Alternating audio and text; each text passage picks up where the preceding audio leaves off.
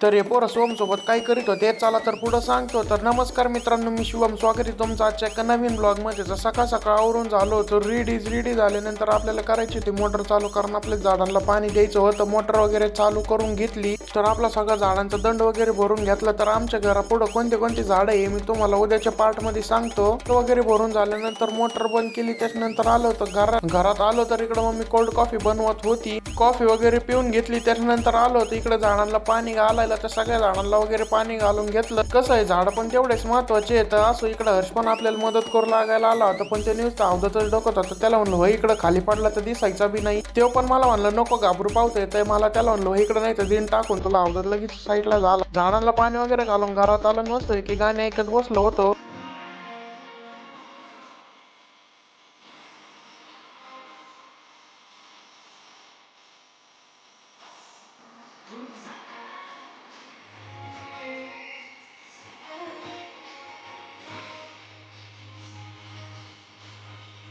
इकडे बेड मध्ये आलो तरी सुरतीची वेगळ्याच काहीतरी नादत होती, आणि मी व्हिडिओ चालू केलाय तिला कळलं. ती एकदम एरिओनीच करायला लागली होती माझ्याकडे, अशी रागाने बघायला लागली जसं काय मला खाऊनच घेणार आहे.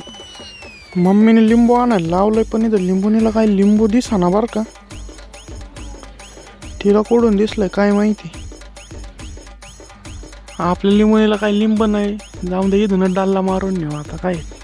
तर तुम्हाला पण तुमच्या इथं असं काही सापडत नसन, शेजारच्याकडे असेल तर तुम्ही पण असं डल्ला मारू शकता. पण जर सापडले ते तुम्ही तुमच्या रिस्कवर बघून घ्यायचं. असं मम्मीला लिंब सापडले, तिला कुठून काय ना लिंब आणून तिच्या ताब्यात दिले. मम्मीला लिंब वगैरे देऊन बाहेर आला, तर इकडे सोहम पण यांच्यासोबत खेळायला आला होता. तर ते कॅमेरा चालू केल्यावर तो अजूनच एडेन करायला लागला होता. त्याच्यामुळे हे पोरांनी त्याला धरून ठेवलं होतं. त्याला पोरांनी धरलं तर त्याच्या अंगात खलीचीच ताकद आली होती. तो कसं करतोय बघा. असं ते सगळं जाऊन इकडे सनसेट कसं दिसत होतं ते मला कमेंट करून नक्की सांगा. असं इकडे घरात आलं तर इकडे मम्मीचं दहीवाड्याचं नियोजन चालू होतं. तिने ती कोणती तरी डाळ मिक्सर मध्ये वाटून मला म्हणली ती पीठ हलवीत बस कवर, पण काय आईच्या शब्द पुढे जाता येत नाही. मक्कर घरात कलेश होण्यापेक्षा मी पण गपचूप ती पीठ हलवीत बसलो होतो.